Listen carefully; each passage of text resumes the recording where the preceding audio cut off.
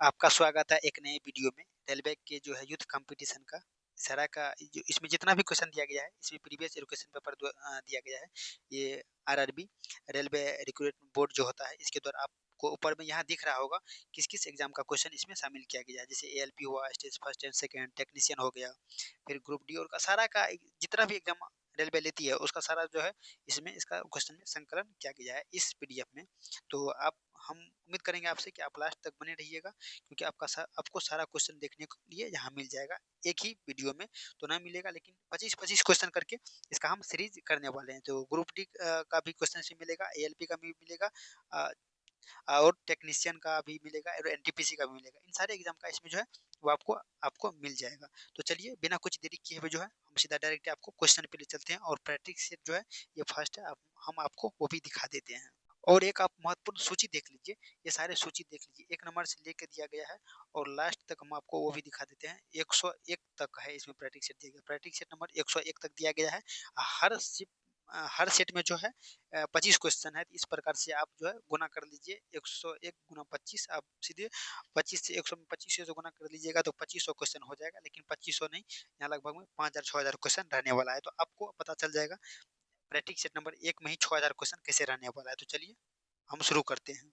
देखिए practice set ये हुआ आपका, यहाँ से क्वेश्चन नंबर 1 से हम लोग शुरू करने वाले हैं, और 1 से शुरू करने के बावजूद इसका जो भी डिस्कशन होगा हम लोग डिस्कशन भी करेंगे। ऐसा नहीं है कि सिर्फ क्वेश्चन देख के भागते चलेंगे, नहीं, इसका डिस्कशन भी करेंगे और बहुत बेहतरीन ढंग से करेंगे, और अच्छे तरीका से डिस्कशन भी करेंगे और आगे बढ़ेंगे। तो चलिए क्वेश्चन नंबर 1 से शुरू करते हैं, और आपका कमेंट जिस प्रकार से रहेगा उस प्रकार से आगे डिस्कशन भी करेंगे। अगर आप बोलिएगा पूरा डिस्कशन करके बताइए, पूरा डिस्कशन करके बताएंगे, नहीं अगर आप बोलिएगा जो बस ऐसे क्वेश्चन और आंसर बताइए, तो वो भी बता के हम निकल जाएंगे, हमको उसमें से कोई दिक्कत नहीं है। लेकिन चलिए हम प्रयास करते हैं डिस्कशन भी आपको साथ साथ करवाते चलें, ताकि आपको प्रॉफिट हो उससे। क्वेश्चन नंबर फर्स्ट देखिए, इनमें से कौन सा हड़प्पा सभ्यता स्थल गुजरात में पाया जाता है। हड़प्पा सभ्यता स्थल जो है, आपको 4 ऑप्शन दिया गया है, इसमें से कौन सा है जो गुजरात में है। तो इसका राइट आंसर हो जाएगा आपको धोलावीरा। धोलावीरा कहाँ है, ये गुजरात में पड़ता है, जो आपको भी पता है। और एक बात याद रखिएगा, यूनेस्को द्वारा जो है धौलावीरा को 27 जुलाई 2021 को जो है यूनेस्को में शामिल किया गया था। कब? 27 जुलाई 2021 को जो है इसको यूनेस्को में शामिल किया गया था। यह गुजरात के रन ऑफ कच्छ में खादिर बेट द्वीप पर स्थित है। कहाँ? धौलावीरा जो है ये कहाँ स्थित है? गुजरात के रन ऑफ कच्छ में खादिर बेट द्वीप पर स्थित है। यह वैश्विक धरोहर की सूची में जगह बनाने वाला गुजरात का चौथा, कौन सा? गुजरात का चौथा और सिंधु घाटी सभ्यता का पहला, सिंधु घाटी सभ्यता का पहला है, जबकि भारत का 40वां स्थल है। कौन सा? भारत का 40वां स्थल। और धौलावीरा का खोज की अगर बात किया जाए, इसका जो खोज किसने किया था? जगपति जोशी ने। आप सबसे पहले ये महत्वपूर्ण है, आप ये याद रखिएगा। हड़प्पा सभ्यता स्थल गुजरात में तो है, लेकिन इसका खोज किसने किया था? जगपति जोशी। क्वेश्चन नंबर 1 हम लोग का कंप्लीट हुआ। नेक्स्ट क्वेश्चन देखिए, क्वेश्चन नंबर 2 है। क्वेश्चन नंबर आप भी पढ़ते चलिए, और इसका क्वेश्चन है पता है तो आपको बताते चलिए। पंच सिद्धांतिका, विधि संहिता और सांख्य सिद्धांत के लेखक कौन है? तो इसके लेखक जो है ये हो जाएगा वाराह मिहिर। कौन होगा? वाराह मिहिर जो है इसके लेखक हो जाएंगे। इसमें जो है वाराह मिहिर के बारे में दिया गया है, जो जैसे पंच सिद्धांतिका हुआ, विरहित संहिता हो गया, इसके बाद सांख्य सिद्धांत के लेखक जो वाराह मिहिर थे। लेकिन इन पुस्तकों में जो है त्रिकोणमिति के महत्वपूर्ण सूत्र दिए गए हैं। किसके? त्रिकोणमिति के महत्वपूर्ण सूत्र दिए गए हैं, तो आप ये भी याद रखिएगा। चलिए क्वेश्चन नंबर 3 नंबर देखते हैं। इनमें से किसकी मृत्यु चौगान या पोलो खेलने के दौरान हुई थी? चौगान या पोलो, पोलो खेलने के दौरान जो मृत्यु हुई थी, ये किसकी हुई थी? इसका राइट आंसर होगा कुतुबुद्दीन ऐबक जो है, इसी का मृत्यु हुआ था। किसका? ये कुतुबुद्दीन ऐबक का जो मृत्यु हुआ था कैसे हुआ था? तो चौगान खेलने के समय। तो इसका थोड़ा डिस्कशन जान लीजिएगा आप, तो उसमें आपको जो है सारा कुछ कंप्लीट हो जाएगा। इसका थोड़ा सा लंबा इतिहास रहा है, तो वो आप जानने का प्रयास कीजिए। कुतुबुद्दीन ऐबक जो है 1206 ईस्वी से लेकर 1210 ईस्वी तक शासन किया था। लेकिन इसकी मृत्यु जो कब हुआ था? 1210 ईस्वी में लाहौर में पोलो, जिसको हम चौगान बोलते हैं, या चौगान खेलने के समय घोड़े से गिरकर हुई थी। किससे? घोड़े से गिरकर हुई थी। ऐबक का मकबरा लाहौर में स्थित है। कुतुबुद्दीन जो है मोहम्मद गौरी का गुलाम था। किसका? कुतुबुद्दीन जो है ये मोहम्मद गौरी का, किसका? मोहम्मद गौरी का गुलाम था कुतुबुद्दीन, आप याद रखिएगा। चलिए एक यहाँ से और क्वेश्चन कुछ फैक्ट से बनता है, वो आप भी देखिए। एकब ने उत्तर भारत में पहली मस्जिद कुब्बत उल इस्लाम का निर्माण दिल्ली में करवाया था, जो विष्णु मंदिर के स्थान पर करवाया था। आप ये याद रखिएगा, कौन सा मस्जिद जो है कुब्बत उल इस्लाम का निर्माण दिल्ली में करवाया था, लेकिन जो विष्णु मंदिर के ही स्थान पर करवाया था। आप ये याद रखिएगा। और एक 2.5 दिन का झोपड़ा आप पढ़ते होंगे, जो अजमेर में संस्कृत विश्वविद्यालय के स्थान पर कराया था, 2.5 दिन का झोपड़ा का निर्माण, उसको तोड़ के वहाँ 2.5 दिन का झोपड़ा का निर्माण करवाया था। और 2.5 दिन का झोपड़ा का निर्माण करवाया तथा सूफी संत जो है कुतुबुद्दीन बख्तियार काकी की याद में कुतुब मीनार का निर्माण करवाया था। आप ये भी याद रखिएगा। और जो है कुतुबुद्दीन ऐबक को लाख बख्श मतलब लाखों का दान करने वाला भी कहा जाता है। आप ये याद रखिएगा। और कुतुबुद्दीन जो है इसको सुरीले स्वर में कुरान पढ़ने वाला भी कहा जाता है। आप ये भी याद रखिएगा। कौन सा? कुतुबुद्दीन ऐबक को, कुतुबुद्दीन ऐबक को सुरीले स्वर में कुरान पढ़ने वाला भी कहा जाता है। क्वेश्चन नंबर है 4। देखिए इसी प्रकार से हम लोग डिस्कशन करते जाएंगे और सारा क्वेश्चन का जो है एकदम पोस्टमार्टम करके रख देंगे। क्वेश्चन नंबर 4 में है, अंग्रेजी ईस्ट इंडिया कंपनी को किस नाम से भी जाना जाता है? इन जो है अंग्रेजी ईस्ट इंडिया कंपनी को किस नाम से जाना जाता है? आप इस प्रकार से भी इसको बोल सकते हैं। तो जो इसको जाना जाता है अन्य किस नाम से, तो ये है जॉन कंपनी के नाम से जाना जाता है। किस कंपनी के नाम से? ईस्ट इंडिया कंपनी को जॉन कंपनी के भी नाम से जाना जाता है। क्वेश्चन नंबर 4 कंप्लीट हुआ। क्वेश्चन नंबर 5 देखिए, 1505 ईस्वी में भारत के पहले पुर्तगाली वायसराय द्वारा किस किले का निर्माण करवाया गया?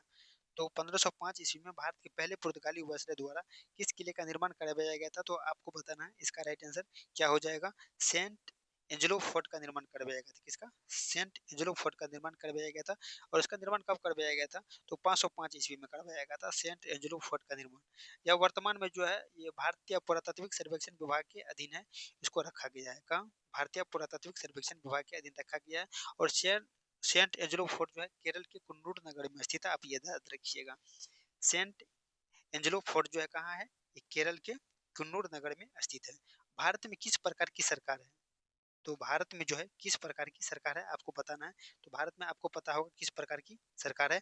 तो संसदीय सरकार भारत में है। किस प्रकार की सरकार होती है भारत में? संसदीय सरकार भारत में होती है। और जो भारत में संसदीय सरकार की स्थापना की अगर बात किया जाए, 26 जनवरी 1950 को की गई थी। कब की गई थी? 26 जनवरी 1950 को संसदीय सरकार की स्थापना की गई थी। क्वेश्चन नंबर 7 देखिए, किसी लोक लोक सेवक को निम्नलिखित में से क्या बनने की अनुमति नहीं है? तो सांसद बनने की जो है अनुमति नहीं है। ये लोक सेवक मतलब जो है एक अधिकारी होता है। ये अधिकारी को जो है लोक से लोक सेवक को ही अधिकारी कहा जाता है। उसको संसद बनने की अनुमति नहीं है। क्वेश्चन नंबर 7 कंप्लीट हुआ। क्वेश्चन नंबर 8 देख लीजिए। 8 में क्या दिया गया है? क्वेश्चन 8 नंबर में दिया गया है, निम्नलिखित में से किसने सर्वप्रथम भारत के लिए संविधान सभा के गठन का प्रस्ताव रखा था? निम्नलिखित में से किसने भारत के लिए जो है संविधान सभा के गठन का प्रस्ताव रखा था? तो इसका राइट आंसर हो जाएगा के एम मुंशी। इसका राइट आंसर क्या हो जाएगा? के एम मुंशी होगा, सचिदानंद सिन्हा होगा, बी एन राव होगा या एम एन राय होगा? इसका राइट आंसर बताना है। 8 का राइट आंसर क्या होगा? तो 8 का राइट आंसर हो जाएगा एम एन राय। क्या होगा राइट आंसर? एम एन राय हो जाएगा इसका राइट आंसर। क्वेश्चन नंबर 9 का देखिए। क्वेश्चन नंबर 9 में क्या दिया गया है, निम्न में से कौन सा कथन सही है? थोड़ा सा जो है इसको छोटा कर देते हैं। अब आपको पूरा दिख रहा होगा। निम्नलिखित में से कौन सा कथन सही है? क्वेश्चन नंबर 9 का आपको राइट आंसर बताना है। तो इसका जो है राइट आंसर, भारत के संविधान के जो है अनुच्छेद 163 के अनुसार राज्यपाल को सहायता और सलाह देने के लिए एक मंत्री परिषद होगी, जिसका प्रधान मुख्यमंत्री होगा। मंत्री परिषद राज्य की विधान सभा के प्रति जो है सामूहिक रूप से उत्तरदायी होगी। तो इसका राइट आंसर हो जाएगा ऑप्शन के अकॉर्डिंग ऑप्शन नंबर डी, राज्य मंत्री परिषद सामूहिक रूप से राज्य के विधानसभा की जो है प्रति जवाबदेही होती है। क्वेश्चन नंबर 10 देख लीजिए। 10 में क्या दिया गया है? क्वेश्चन नंबर 10, निम्नलिखित में से किस देश में संघीय या फेडरल सरकार की प्रणाली लागू नहीं है? तो चीन में है जो लागू नहीं है। राइट आंसर होगा ऑप्शन नंबर डी, जो है संघीय सरकार की प्रणाली लागू नहीं है, तो चीन में लागू नहीं है। तो और कहाँ कहाँ लागू है देख लीजिए। इसका थोड़ा डिस्कशन जान लीजिए। चीन में संघीय सरकार की प्रणाली लागू नहीं है और एकात्मक शासन व्यवस्था स्थापित है। कहाँ एकात्मक शासन व्यवस्था स्थापित है? विश्व के अधिकांश देशों में जो है एकात्मक शासन प्रणाली ही जो है लागू हुआ है। लगा हुआ है। और कि उदाहरण के लिए आप मान लीजिए यूनाइटेड किंगडम हो गया, चीन हो गया, जापान हो गया, फ्रांस हो गया, तो इस प्रकार से आप याद रख सकते हैं। क्वेश्चन नंबर 11 दिया गया है। क्वेश्चन नंबर 11 में क्या दिया गया वो देख लेते हैं। चलिए क्वेश्चन नंबर 11 में दिया गया है, गैस, धूल और अरबों सितारों का एक विशाल संग्रह क्या कहलाता है? आपको बताना है। गैस, धूल और अरबों सितारों का एक विशाल संग्रह जो कहलाता है, ये क्या कहलाता है? तो ये आकाशगंगा कहलाता है। राइट आंसर होगा ऑप्शन नंबर डी आपको। इसका अगर डिस्कशन से हम जानेंगे जानने का प्रयास करेंगे, तो अरबों तारों, धूल और गैस के बादल के एक विशाल संग्रह को आकाशगंगा के रूप में जाना जाता है। आकाशगंगा की निर्माण ही शुरुआत हाइड्रोजन गैस से बने विशाल बादल के संचयन से होता है, जिसे निहारिका कहा जाता है। हमारी पृथ्वी की आकाशगंगा दुग्ध मेखला सर्पिल आकृति की है। कैसी है? तो हमारी पृथ्वी की जो आकाशगंगा है, दुग्ध मेखला सर्पिल आकृति की है। आप ये याद रखिएगा। गंगा के मैदानी इलाकों में डैश प्रकार की मिट्टी है, काली मिट्टी, कछारी मिट्टी या लेटराइट मिट्टी या शुष्क मिट्टी। तो इसका राइट आंसर हो जाएगा कछारी मिट्टी है। भारत के मैदानी इलाकों में जो किस प्रकार की मिट्टी है, तो कछारी मिट्टी है। भारत के उत्तरी मैदान, कछारी मिट्टी को ही हम लोग कौन सा मिट्टी कहते हैं? जलोढ़ मिट्टी कहते हैं। हिमालय पर्वत और दक्षिणी प्रायद्वीपीय पठार के मध्य सिंधु, कौन सा? सिंधु, गंगा और ब्रह्मपुत्र नदियों के निक्षेप द्वारा निर्मित एक विशाल तथा महत्वपूर्ण मैदान स्थित है। इसे सिंधु, गंगा, ब्रह्मपुत्र का मैदान भी कहते हैं। जलोढ़ मिट्टी उर्वरकता के दृष्टिकोण से काफी अच्छी मानी जाती है। कौन सा मिट्टी? अगर जलोढ़ मिट्टी की बात किया जाए, तो ये जो है उर्वरकता के दृष्टिकोण से सबसे अच्छी मानी जाती है। इसमें कौन कौन सा फसल मुख्य रूप से अच्छी होती है? तो आप ये याद रखिएगा, धान, गेहूं, मक्का, तिलहन, दलहन, आलू, जो आदि फसलें हैं, ये अधिक होती है यहाँ इस मिट्टी में। क्वेश्चन नंबर 13 देख लीजिए, ग्रेनाइट किसका एक उदाहरण है? क्वेश्चन नंबर 13 का राइट आंसर हो जाएगा अग्नि चट्टान का एक उदाहरण है। ग्रेनाइट किसका उदाहरण है? तो अग्नि चट्टान का एक उदाहरण है। आप ये याद रखिएगा। ग्रेनाइट चट्टान बनने का जो कारण है, ये हम आपको बता देते हैं। ग्रेनाइट चट्टान अग्नि चट्टान का तो उदाहरण है ही। ज्वालामुखी उद्गार के दौरान भूगर्भ से निकलने वाला लावा ठंडा हो जाने के पश्चात अग्नि अग्नि सेलों में जो है, अग्नि सेलों में ये बदल जाता है। इसका निर्माण सर्वप्रथम होने के लिए होने के कारण इन्हें प्राथमिक सेल भी कहा जाता है। कौन सा? प्राथमिक सेल भी कहा जाता है। क्वेश्चन नंबर नेक्स्ट देखिए, क्वेश्चन नंबर है 14 नंबर का, भारत का कौन सा शहर हुगली नदी के पूर्वी तट पर बसा है? कोलकाता जो है हुगली नदी के पूर्वी तट पर बसा है। कौन सा शहर? कोलकाता। कोलकाता हुगली नदी के पूर्वी तट पर बसा है। कटक जो है ये महानदी पे, कहाँ? महानदी पे बसा हुआ। और गंगटोक और रानीचू नदी पे बसा हुआ। कहाँ? गंगटोक रानीचू नदी पे। और चेन्नई का बात किया जाए, तो उत्तरी में जो उत्तर में जो है, इसका उत्तर की अगर बात किया जाए, तो कूवम नदी है, वहाँ बसा हुआ है। और अड़ियार नदी भी है। और दक्षिणी क्षेत्र में, दक्षिणी भाग में। इसके बाद पश्चिमी के भाग की बात किया जाए, तो कोर्थिलियार है। कौन सा? कोर्थिलियार। चेन्नई का आप याद रखिएगा। उत्तरी भाग में कूवम और दक्षिणी भाग में अड़ियार नदी। और पश्चिमी भाग में बात किया जाए, तो कोर्थिलियार आप याद रखिएगा। क्वेश्चन नंबर 15 देख लीजिए, ब्लू मून क्या है? महीने में आने वाला दूसरा पूरा चांद जो है, ये ब्लू मून कहलाता है। कौन सा? महीने में आने वाला दूसरा पूरा चांद जो है, ये ब्लू मून कहलाता है। एक कैलेंडर माह में दो पूर्णिमाएं हो तो पूर्णिमा का चांद ब्लू मून कहलाता है। इसका मुख्य कारण दो पूर्णिमाओं के बीच अंतराल 31 दिनों से कम का होना है। जब किसी विशेष में एक या दो से अधिक माह ब्लू मून होते हैं, तो उसे ब्लू मून ईयर कहा जाता है। क्वेश्चन नंबर 15 क्लियर हुआ। क्वेश्चन नंबर 16 देखिए। नेक्स्ट क्वेश्चन है, निम्न में से कौन सा उत्पादन लागत में शामिल ऊपरी व्यय ऊपरी व्यय का आप क्या है इसका देख लीजिए। ऊपरी व्यय का क्या अर्थ होता है? तो उत्पादन ऊपरी व्यय वे लागत होते हैं जो उत्पादन सापेक्ष नहीं होता है, यानी उत्पादन मात्रा भले ही कुछ भी हो, वह स्थिर होती है। जैसे बीमा, मूल्यह्रास, रख रखाव। तो इस हिसाब से इसका राइट आंसर कौन सा हो जाएगा? बीमा आपको एग्जाम्पल बताए थे, तो राइट आंसर हो जाएगा ऑप्शन नंबर डी, बीमा। अर्थशास्त्र में औसत उत्पाद बराबर क्या होता है? तो औसत उत्पाद में जो है कुल उत्पाद होता है। कौन सा? औसत उत्पाद बराबर कुल उत्पाद बटे जो है श्रम। राइट आंसर होगा 17 का ऑप्शन नंबर डी। से औसत उत्पाद की अगर बात किया जाए, तो कुल उत्पाद बटे श्रम हो जाएगा। क्या होगा? औसत उत्पाद की बात किया जाए, कौन सा? औसत उत्पाद। जैसे यहाँ दिया गया है, तो यहाँ क्या हो जाएगा? कुल उत्पाद हो जाएगा।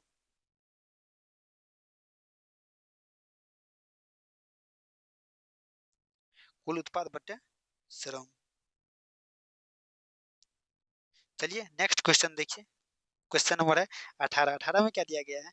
जब तक जब तक सीमांत उत्पादन औसत उत्पादन से अधिक रहता है, तब तक वो औसत उत्पाद क्या रहता है? बढ़ना जारी रहता है। राइट आंसर होगा ऑप्शन नंबर बी, इसका राइट आंसर हो जाएगा।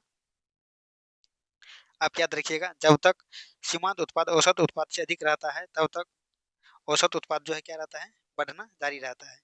क्वेश्चन नंबर 19 का देखिए। 19 में क्या दिया गया? कर्नाटक, तेलंगाना और आंध्र प्रदेश में गुड़ी पड़वा त्योहार किस अन्य नाम से जाना जाता है? तो गुड़ी पड़वा त्योहार जो है, इसको उगादी या उगदी नाम से भी जाना जाता है। गुड़ी पड़वा त्योहार को किस नाम से? उगदी या उगादी के नाम से जाना जाता है। किसको? गुड़ी पड़वा त्योहार को। क्वेश्चन नंबर 19 कंप्लीट हुआ। क्वेश्चन नंबर 19 कंप्लीट हुआ। क्वेश्चन नंबर 20 देखिएगा आप। क्वेश्चन नंबर 19 की जो है ये आपको कंप्लीट हुआ। और क्वेश्चन नंबर जो है देखिए, अगर ये कर्नाटक, तेलंगाना और आंध्र प्रदेश में जो गुड़ी पड़वा त्योहार है, ये गुड़ी पड़वा जो मनाया जाता है प्रतिवर्ष चैत्र मास की शुक्ल प्रतिपदा को मनाया जाता है। ये हिंदू का एक नव वर्ष का आरंभ माना जाता है गुड़ी पड़वा त्योहार को। तो आप उसी अवसर पे ये किया जाता है, तो आप ये याद रखिएगा। क्वेश्चन नंबर 20 है, किस भारतीय राज्य में 1 अप्रैल को उत्कल दिवस मनाया जाता है? उत्कल दिवस जो मनाया जाता है, ये 1 अप्रैल को मनाया जाता है, लेकिन उड़ीसा के क्षेत्र में मनाया जाता है। कहाँ? उत्कल दिवस उड़ीसा के क्षेत्र में। राइट आंसर होगा ऑप्शन नंबर सी। ओडिशा शब्द की उत्पत्ति संस्कृत शब्द के ओड्र से हुई है। इस राज्य की स्थापना जो भागीरथ वंश के राजा ओड्र ने की थी। आप ये भी याद रखिएगा। कौन सा? उड़ीसा शब्द की उत्पत्ति संस्कृत के शब्द ओड्र से हुई है, और उड़ीसा की जो है स्थापना भागीरथ वंश के राजा जो है, राजा ओड्र ने की थी। क्वेश्चन नंबर नेक्स्ट देखिए, बस 4 क्वेश्चन बचा है। क्वेश्चन नंबर 21 है, अल्फ्रेड नोबेल पुरस्कार की स्थापना करने वाले अल्फ्रेड नोबेल को किस चीज का आविष्कारक माना जाता है? Alfred Nobel. अल्फ्रेड नोबेल का जो है ये डायनामाइट के आविष्कारक माना जाता है। ये डायनामाइट के आविष्कार किए थे किसने? Alfred Nobel. और अल्फ्रेड नोबेल जो है ये एक स्वीडन निवासी और रसायन शास्त्री भी थे तथा इंजीनियर भी थे। कौन सा? इंजीनियर भी थे। इन्होंने डायनामाइट नामक प्रसिद्ध विस्फोटक का आविष्कार किया था। और कितनी ईस्वी में की अगर बात किया जाए तो 1867 ईस्वी में। कब? 1867 ईस्वी में जो है डायनामाइट का ये आविष्कार किया था। आप ये याद रखिएगा। क्वेश्चन नंबर, चलिए नेक्स्ट देखते हैं। क्वेश्चन नंबर है 22। क्वेश्चन नंबर 22 में क्या दिया गया है? इंटरनेशनल कोर्ट ऑफ जस्टिस का हेड क्वार्टर कहाँ स्थित है? तो द हेग नीदरलैंड में स्थित है। कहाँ स्थित है? द हेग नीदरलैंड में स्थित है।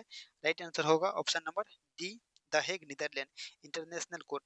और इसका बात किया जाए तो अंतर्राष्ट्रीय न्यायालय का जो है प्राधिकरण न्यायिक अंग, जिसका गठन संयुक्त राष्ट्र चार्टर द्वारा 1945 में किया गया था।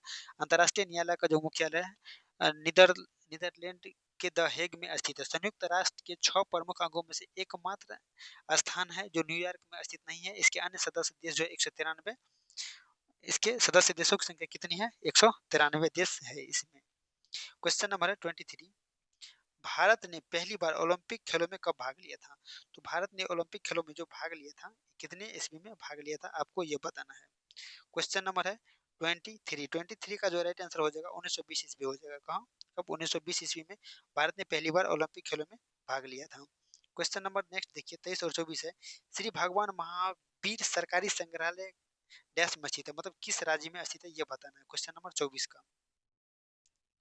और पिछला वाला क्वेश्चन जो है, भारत ने सर्वप्रथम, ये वाला देख लीजिए, भारत ने पहली बार ओलंपिक खेलों में कब भाग लिया था? तो 1920 ईस्वी में तो भाग लिया था। और कहाँ? बेल्जियम में भाग लिया था, एंटवर्प बेल्जियम में। आप ये भी याद रखिएगा। क्वेश्चन नंबर 24 है, श्री भगवान महावीर सरकारी संग्रहालय डैश में स्थित है, ये कहाँ स्थित है और किस स्टेट में स्थित है? तो ये आंध्र प्रदेश में स्थित है। कहाँ स्थित है? ये आंध्र प्रदेश में स्थित है। और इसकी स्थापना जो है 1982 ईस्वी में सरकार द्वारा पुरातात्विक महत्व की प्राचीन कलाकृतियों की रक्षा के लिए की गई थी। भगवान भगवान महावीर सरकारी संग्रहालय आंध्र प्रदेश के कडप्पा शहर में एक पुरातात्विक संग्रहालय है, और इसकी स्थापना 1982 ईस्वी में किया गया था। आप ये भी याद रखिएगा। क्वेश्चन नंबर 25 है, डैश एक अंधे कवि थे जिन्होंने अपने सुर सागर नामक संग्रह में कृष्ण की महिमा का गायन किया है। तो आपको जो है क्वेश्चन देख के ही पता चलता होगा इसका राइट आंसर क्या होना चाहिए। एक अंधे कवि थे जिसको सूरदास कहते हैं, वो एक अंधे कवि थे जिन्होंने सुर सागर नामक संग्रह में कृष्ण की महिमा का गायन किया था। महिमा का गायन किया था, तो किसने हो, क्या राइट आंसर हो जाएगा? सुर सागर हो जाएगा। तो चलिए, आज का क्वेश्चन कैसा लगा? हम लोग 15-20 मिनट में 25 क्वेश्चन कंप्लीट कर लिया और डिस्कशन के साथ किया, अच्छे से किया है। तो नेक्स्ट पार्ट के लिए आप हमें सब्सक्राइब कर ले और बस एक कमेंट कर दे अगर आपको अच्छा लगा तो। ऑल द बेस्ट, आप जिस भी एग्जाम के लिए प्रिपरेशन करते हैं मेरी तरफ से। बस आप अपना एक सपोर्ट कीजिए, चैनल को लाइक शेयर एंड सब्सक्राइब कीजिए। जय हिंद, धन्यवाद।